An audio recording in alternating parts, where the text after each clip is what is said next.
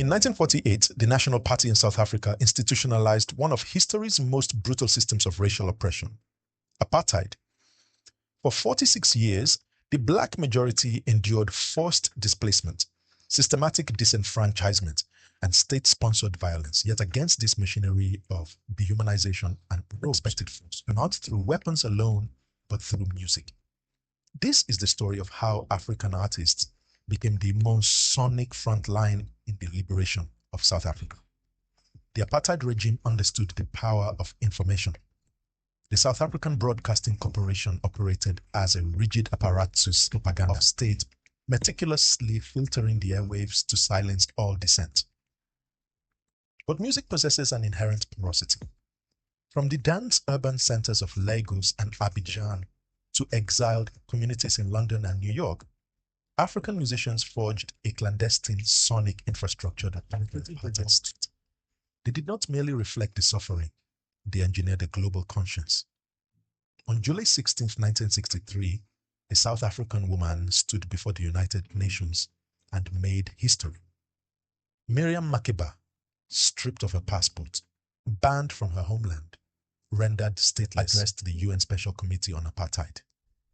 Her words were not those of an entertainer. She asked whether the world would remain silent if denied basic rights because of the color of their skin. She pleaded for empty political prisons, halted arms shipments, and the restoration of human dignity. Formally appointed as Guinea's delegate to the United Nations in 1975, Makeba became the only artist in history granted actual diplomatic credentials to advocate for the liberation of her homeland. Her haunting performance of Soweto Blues, a eulogy for the youth massacred during the 1976, transformed raw national grief into a global call for justice. By 1986, she received the Dag Hammarskjöld Peace Prize. Alongside her, Hugh Masekela kept the South African struggle visible in the Western consciousness. In 1987, he released Bring Him Back Home, a hypnotic anthem for Nelson Mandela. Masekela understood that silence from South African artists would allow the apartheid government to control the narrative entirely. Despite sharing no borders with South Africa, Nigeria aggressively positioned itself as a pan-African frontline state. Empowered by oil wealth commitments to fierce liberation, Nigeria provided millions of dollars to the liberation struggle and hosted the Cultural Olympics of the Black World. Festac 77. The Second World Black and African Festival of Arts and Culture convened 17,000 artists from 48 nations in Lagos. Its ecosystem from rose Sonny Okosun, who fused reggae, highlife, and Afrobeat to forge liberation anthems. His 1978 masterpiece, Fire in Soweto, wove the uprisings of South Africa, Mozambique, Namibia, and Zimbabwe into one blazing narrative. When Nelson Mandela toured Lagos, Okosun performed the song live for him. In that same ceremony, Onyeka Onwenu sang her deeply personal tribute, Winnie Mandela, honoring the woman who had sacrificed everything for freedom. If Okosun offered the anthems, Fela Anikulapo Kuti offered critique. Operating from his self-declared Kalakuta Republic in Lagos, Fela was not a musician. He was a political dissident, the self-proclaimed black president of the African conscience. Horrified by the televised crushing of the 1976 Soweto uprising, he recorded Sorrow Tears, connecting state violence in Nigeria to the systemic racism of apartheid. His most devastating work arrived in 1989 with Beasts of No Nation. Inspired by South African Prime Minister P.W. Botha's chilling declaration that protests would bring out the beast in ooze, Fela flipped the script. In a searing roll call of shame, he named Botha, Reagan, and Thatcher as the real beasts, castigating them for condemning human rights abuses in rhetoric while economically sustaining oppressive regimes.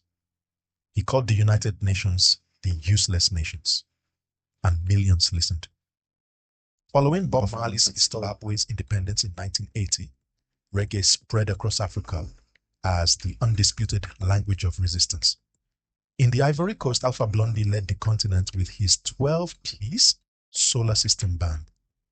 His remarkable multilingual voice, singing in French, English, Hebrew, and Eula, cut across every demographic boundary. His 1985 album, Apartheid is Nazism, performed its ideological work in the title alone. And from within South Africa itself, Lucky Dube navigated apartheid censorship with devastating skill. With Prisoner and Together, as we encoded militant critiques within reggae's seemingly laid-back format, slipping past censors while mobilizing millions. His record sold across the continent. In Nigeria and the Ivory Coast, he was revered as a liberation hero.